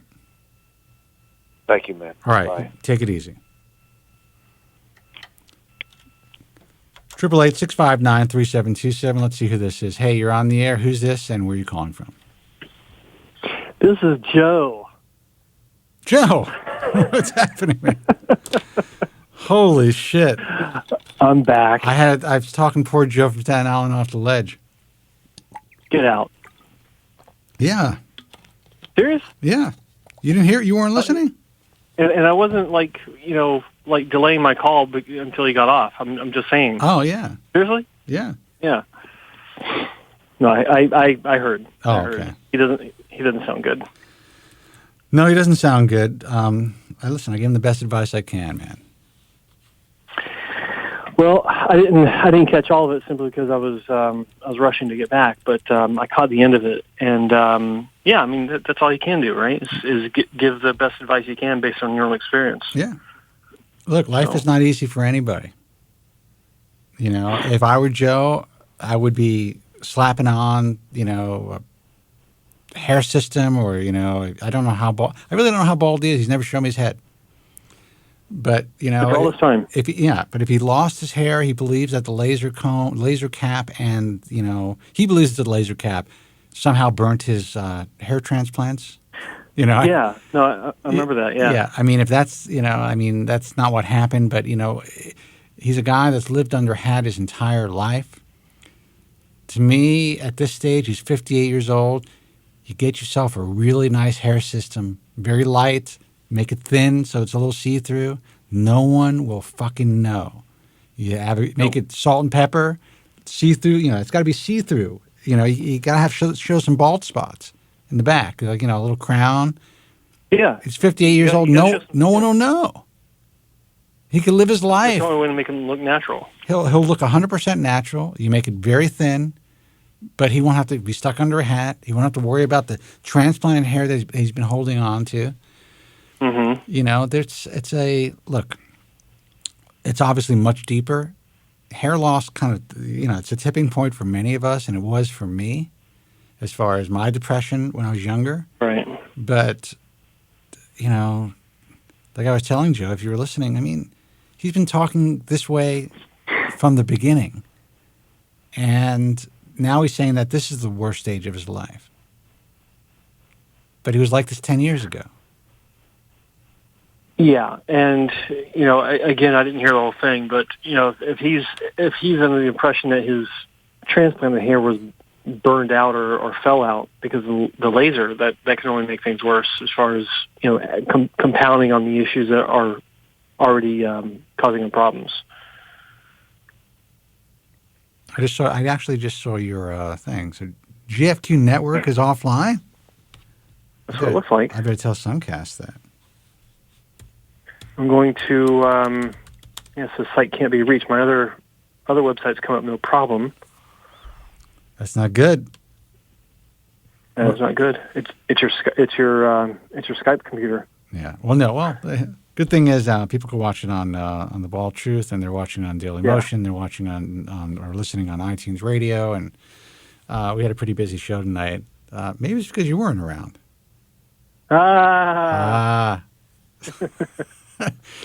So we have a few more minutes left. Maybe we can get back to what we were talking about. What were we talking about? We're talking about your theme, your basic theme, the dumbing down of the internet and what's been happening, and just the dangers of what's all these know-it-alls online. And look, you're right. Maybe I am a little harsh sometimes because I see it and I see how damaging it can be to potential patients. But you're right. I understand why some of these guys, they may have an axe to grind. But there are guys out there who have had successes, who have never been disfigured or never felt they've been disfigured, and they still seem to have an axe to grind. Well, I think part of that has to do with perception, based on, the only thing they know is their own case. When you look at cases today where the patient comes out saying, "I've been butchered," and then they compare, you compare that to cases from, 10 years ago. Holy shit! It's like the guys from 10 years ago would give their left arm to be butchered like these guys today. Look, the guys. There's a couple of guys online who are still online who actually were butchered. 15, 20 years ago, and then guys who they've tried to have repair surgeries and they felt they were misled. And these guys really do have an axe to grind. I mean, these guys were fucking butchered. Oh, yeah. There's no doubt about it. there's no comparison to. I mean, every once in a while you'll see some like. I mean, I'm not even going to name some of the clinics, but you'll see a case that comes out of like a $2 graft clinic, and you're just like, "What the fuck? You didn't think this existed anymore?" Yeah. And it still does. It's rare, you know. But these guys, they're still using mini and micros, and you're just like, obviously, this person just picked up a book and read about hair transplants and decided to give it a shot. That's the way it would appear. Yeah, absolutely. Yeah, no question. But you know, I don't know. It's a mix. I mean, you know, before I left in the previous hour, I guess I sounded pretty passionate about it, but I am because I see how things are now, and I remember how they were just a few short years ago. And the one thing that hasn't changed, the constant, is the online anonymous expert. And some of these guys. Did you say the online anonymous sexpert? Well, that was what my subconscious was saying. But I meant to say the online anonymous expert. Right. Yeah. But you know, you got two versions of that. You got the ones that you know, they're excited. They feel like they can contribute, and I understand that. That's how I started. You know, I mean, I was contributing. I knew jack shit when I had my first repair procedure, but I was out. You know, I was learning quickly, and I was sharing.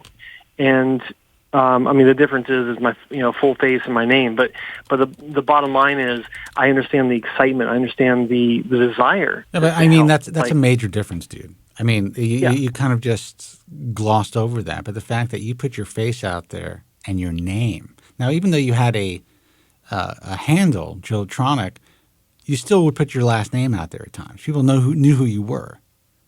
Yeah, I wasn't keeping a secret. Right. I mean, you know, at the time I lived in Seattle, my name was Joe Tillman, and you know, AKA Joe Tronic is what I used to say. But, right.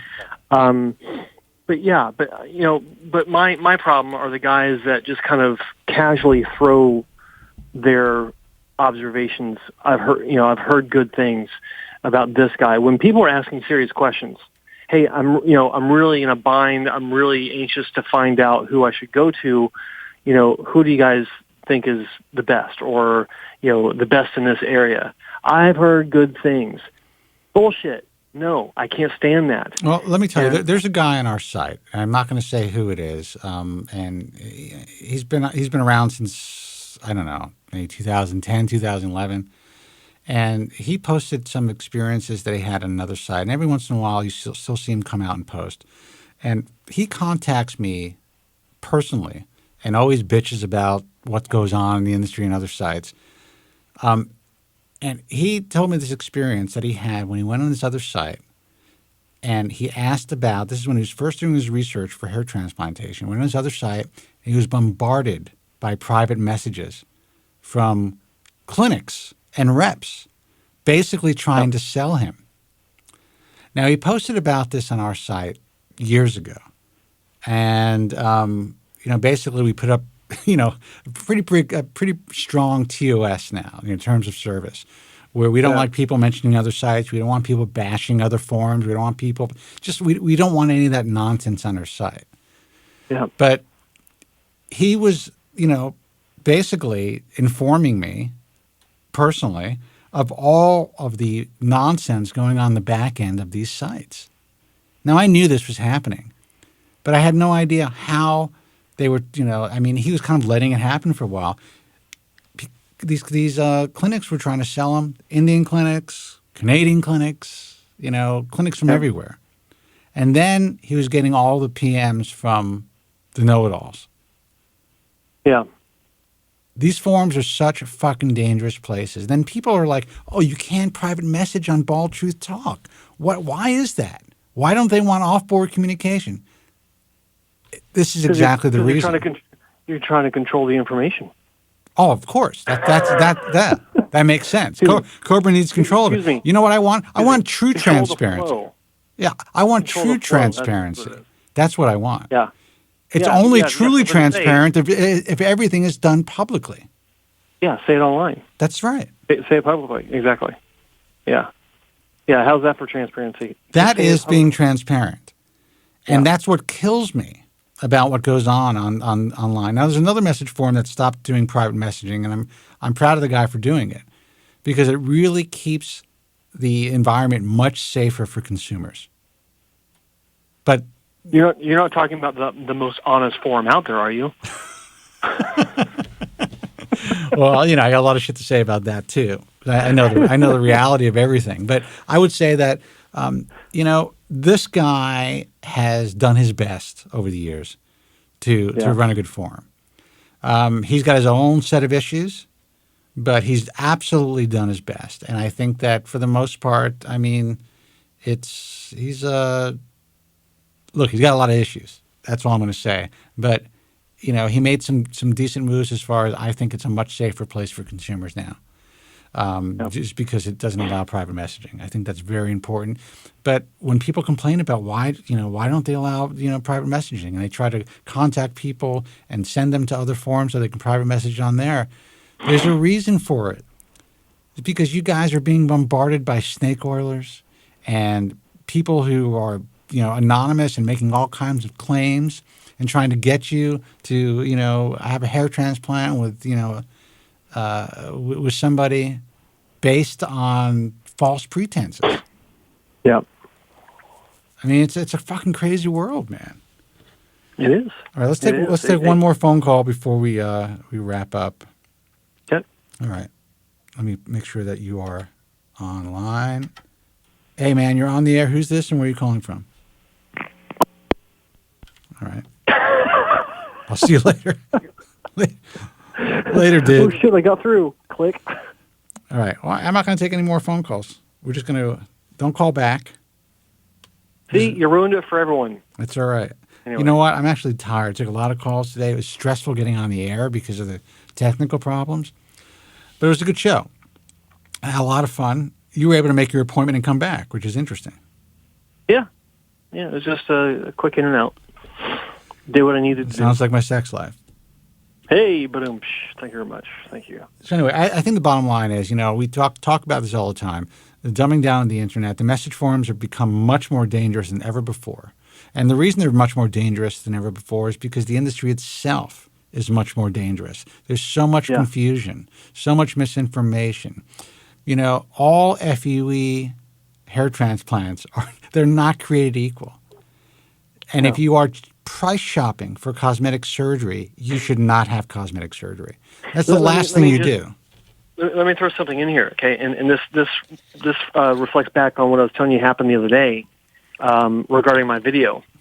The listeners, some of you may not be aware that I published a video where I went undercover to a technician-oriented clinic in Turkey. And this happened last June, almost a year ago, 11 months ago, when I was there for the second time to attend an FUE workshop. And when I was there, I'd set up a consultation, and I had a camera on my person and recorded the whole thing, and showing that it's just a I mean, some of the comments I've received about this, people are like, "You are kidding me." Oh, yeah. Doctors contact me saying, I had no idea it was this bad. No, it actually, you did an amazing job. Guys, you can check it out on baldtruthtalk.com. You could also check it out on Joe's site, which is hairtransplantmentor.com. But there's an interesting email that was circulated about... Well, go ahead. Yeah, it's interesting. There's a guy that contacted me. He had inquired with a what he thought was a clinic online. And he started asking some questions about different clinics, and this clinic, and it's not actually a clinic, but I'll get to that in a moment. But this clinic has sent his initial email, and he says he's not gotten back to them. But since the initial email, he's been contacted 3 times by them. Yeah, and it's all about where are you in your decision making. But part of it is if you're considering any of the clinics in Turkey, you have to understand blah, blah, blah. And Joe Tillman the founder of the American Hair Loss Association, fucking love that, which is a riot, has a. I mean, the email references my video. Well, it's funny. They reference your video. They say that you're the founder of the American Hair Loss Association and that you're on the show, The Bald Truth. Now, listen, I don't give a shit. If this idiot thinks that you're the founder of the American Hair Loss Association, gets us confused, that's fine. But it just really shows the level of ignorance as far as the reality of what's happening in the industry. And these guys are just salesmen. But what he's doing is he's actually paraphrasing. He says, when you watch this video, you'll see that Joe Tillman says this and Joe Tillman does this and does that. I don't do any of it. Right. He's making claims about what I'm saying that simply aren't true. Right.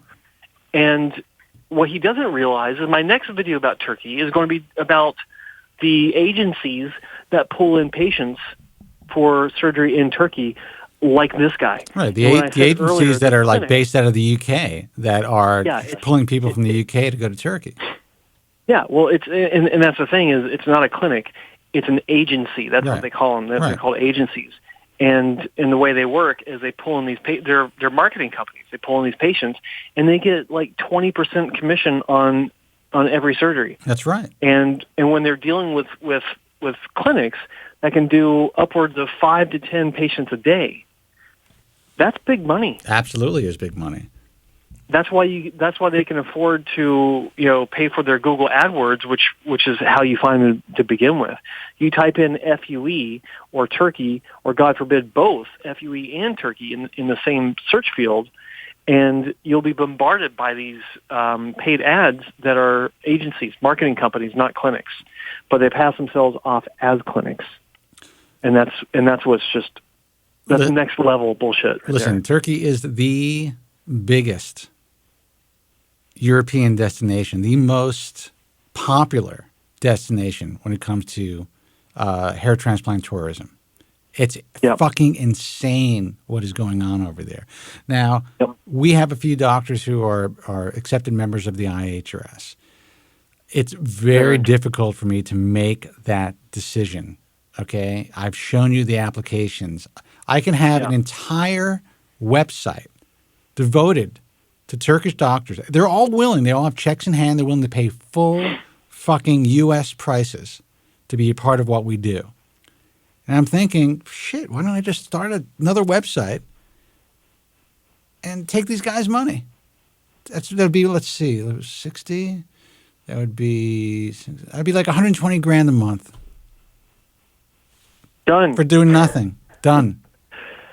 Yeah. 120 grand a month. How many guys out there are going to turn that down? Now, I'm not saying, listen, believe me, what I do is not completely altruistic.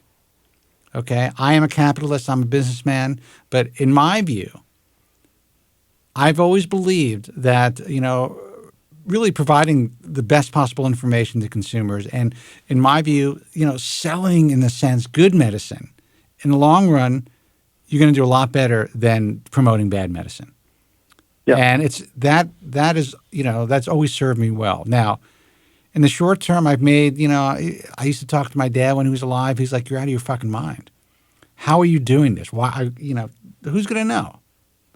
Yep. He's an old school business guy. I speak to another old school business guy. I'm not going to mention his name, who's in the industry, and I talk about this stuff. He's kind of become a friend of mine. Actually, I owe him a phone call. And he can't believe it. This guy is one of the biggest names in the industry. Yeah. But you do the same thing, Joe. The fact that you put your neck in the line, you put that video out there, I mean, that takes fucking balls. Let me tell you, that was one of the more, how can I put this, quite simply, scary situations I've been in a while, because I didn't know what the hell they were going to do if they found out what I was doing. And at one point, I thought maybe they did know, because my handler kept trying to get me to go to some other place with him. Yeah, dude, you're in fucking Turkey, okay? That's all I'm saying. I'm like, you have your fucking iPhone in your pocket. I'm thinking, why don't you get like a lapel, camera or something that at least it wouldn't be, quite as obvious that you're recording them. I actually tried to get one, but the I couldn't rely. It's like, most bigger cities will have like little spy cam shops. Yeah. I walked in. It was like the seediest place. It's like, it was like, I don't know. It was like walking into a peep show. It's seedy. It's like, I actually miss peep shows, but go ahead. I mean, the guy behind the counter, it's like he was almost mean to me. He absolutely did not want to talk to me. Dude, you got to buy that shit online. I'm there to add, but by the time I thought of it, I didn't have time for it. It's like your porn. You go online, you get that stuff. Yeah, well, lost opportunity. But you know what? Next time. But anyway, guys, if you want to check out the video, there's a thread on Bald Truth Talk. What was the title of the thread? Joe Tillman, Undercover Turkey, I think. Yeah. Let's see, something like that. Let's see. Check out that video. It is mind-blowing to see what transpires in some of these clinics. And frankly, Joe Tillman goes undercover in Turkey. Yeah. That's it. And frankly, the majority of the clinics out there, sadly, are now set up like this. That's just the way that it is. There are very few Turkish clinics that are, listen, I have, 3 doctors who do use technicians to extract grafts. And these are Turkish clinics. But they're producing really good, consistent results, and they're not these mills. Well, and that's the thing, is like specifically with Dr. Erdogan, Karay. Yeah. I've been to his clinic. I've seen how they do it. Well, he has a Class A, just like a high-end clinic. Dude, his hospital is nicer than, or his clinic, which is actually a hospital. His clinic is nicer than most clinics in North America. Right. It is immaculate, and it is so. It's like you're walking into almost like a science fiction, futuristic clinic. It's amazing, and the team that he's got there, it is technician extraction. But here's the thing: they've been doing it for well over 10 years, and they've got like the most experienced tech that they've got, whom I know, or I met her a few times. She was there from the beginning, and she's the one that's overseeing everything. She is like a machine. Look, man, and technician extraction Dr. comes in and makes his incisions. Yeah, technician extraction, that's what's happening here in the U.S. That is the model, period. So, that's what makes it very difficult to, to kind of, especially for the new applicants. And we're getting so many new applicants. I'm not just talking about Turkish. I just got some guy from San Diego. He's now doing a technician-driven model. That's what's happening. And even the guys with the greatest names are now doing it that way. You know what the problem is? Okay, and here's the thing, is some of the guys in North America and Europe are so almost like hypnotized by the Turkish model. Yeah. And so, I know clinics that have actually gone into Turkey and hired technicians out of Turkey to come back. I know, and work in their clinics. I know. I heard one story, and then it ended up being a bust. Yeah, and I heard this story directly from the clinic itself. Yeah, and I know of one where they, like I said, they brought someone from Turkey into their clinic, and when everyone was gathered around to watch this almost like a magic show that they were expecting. It was magic. It was magical when they put the grafts under the microscope. Yeah, it's like it's magic that grafts could be so destroyed. Right. Exactly. And everyone was like shell shock. Yeah. They couldn't believe it. And and unfortunately that's how some people are learning about this. But look, the bottom line is it's almost impossible to know who you're getting involved with when it comes to these technician clinics. And unless you have access to, their formal training, the cases that those technicians have specifically worked on, then you might as well stick your head in a blender, as far as I'm concerned. That's actually very well said and very funny and sad at the same time, because that's the truth. And that's why, even though I am getting a lot of flack from my own membership, from doctors that pay us to be a part of what we do, when I speak about the artists and my belief that it's the future of the field, is because I so strongly want to finally have the ability to help to standardize this field. Yeah. And at this point, this is the only direction that I see where that's a possibility. I'm not saying it's going to happen, but I am seeing this machine evolve in a direction that it's getting to the point where I don't think within the next, couple of years, doctors are going to be able to reconcile not using either the artist or something like it. Yeah. Because, honestly, you don't want to be dependent on this. Listen, we know that hair transplantation is a team effort. There's no doubt about it. But now the game has changed completely.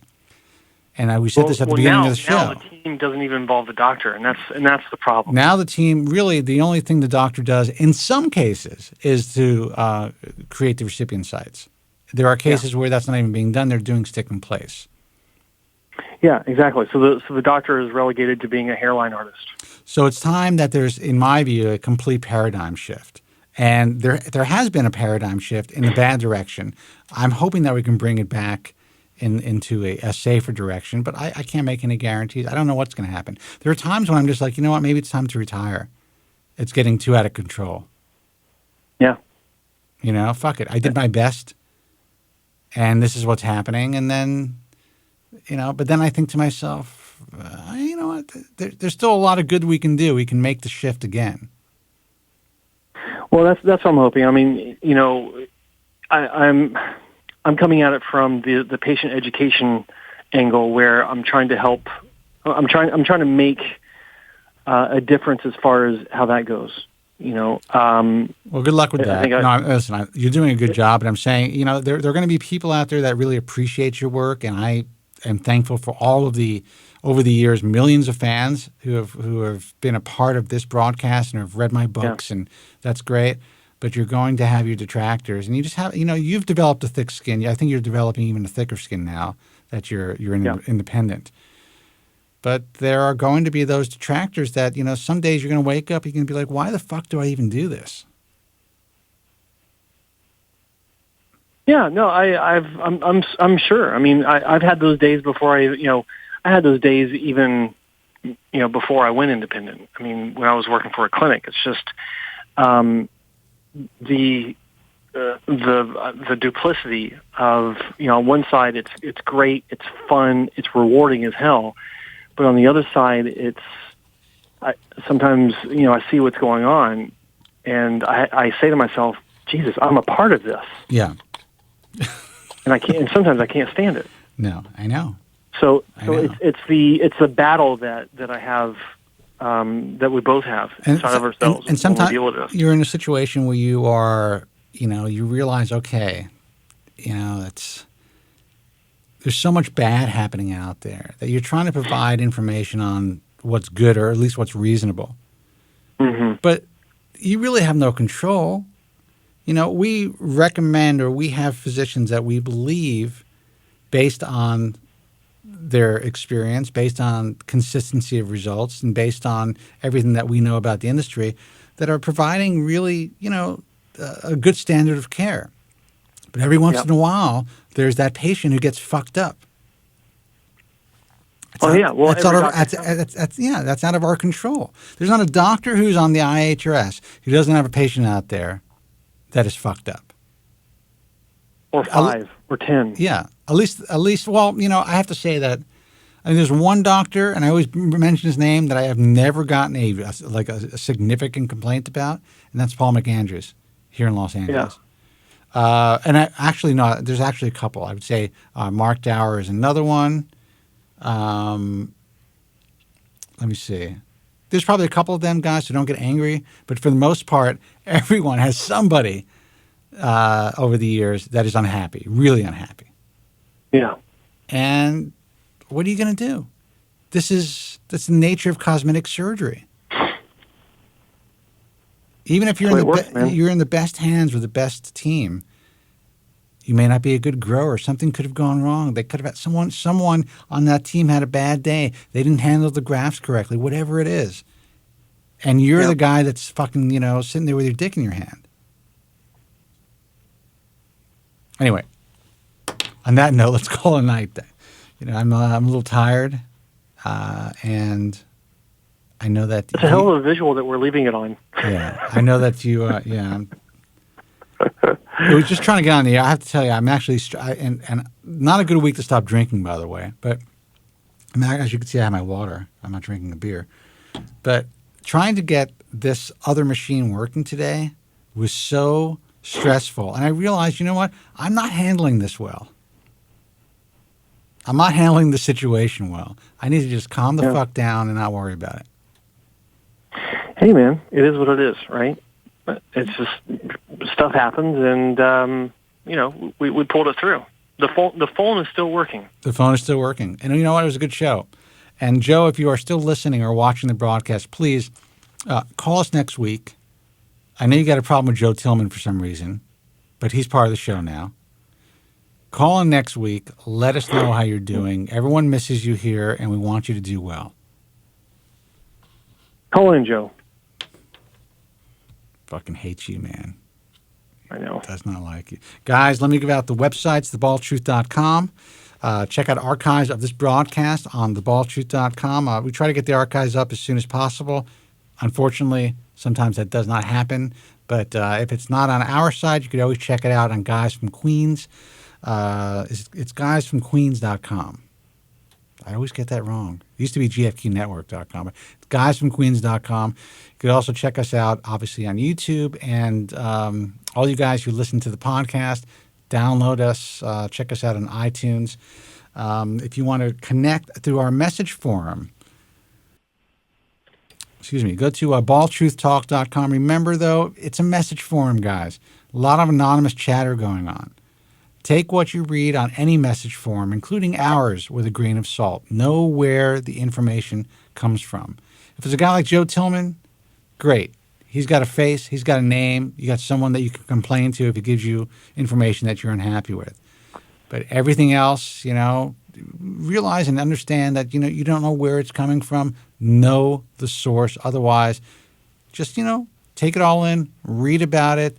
Use it as information that you can, continue your research with, but do not take it as the gospel.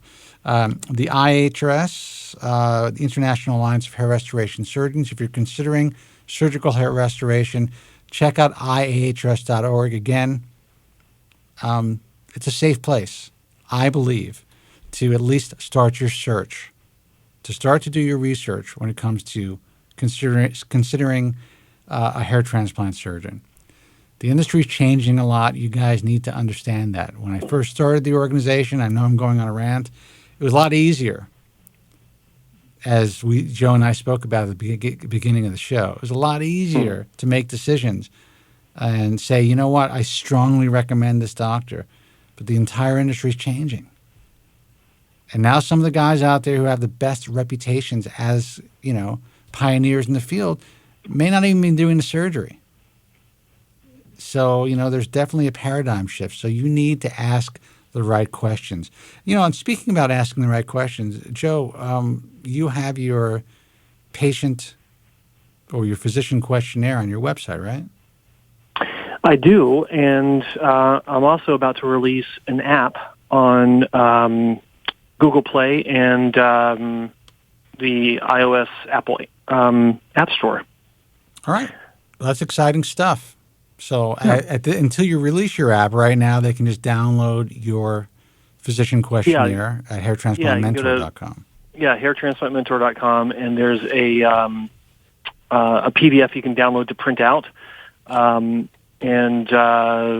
it in, ask the questions, and it helps you to kind of take control of the consultation because you're hiring the doctor to do a job for you, not the other way around. And I'm also going to be doing some videos to explain the answers that people need to look for to these questions and what they mean. All right. Well, listen, I think that's important stuff. And guys, really, you need to don't trust anything you read or see online if you don't know the source. Please, I'm going to repeat myself. Guys, until next time, be strong. Oh, by the way, you can check out the American Hair Loss Association at AmericanHairLoss.org. Until next time, Joe, thank you so much for calling in. Sorry for the technical problems, but next week, no worries. Hopefully you'll be on video. Until next time, be strong, God bless, and thank you so much for listening. Thank you very much. I'm sorry for any inconvenience you may have been put to prior to the program. and I'm glad you enjoyed it. And if you could now leave by the exits at the rear, that'd be splendid. Thank you. Good night.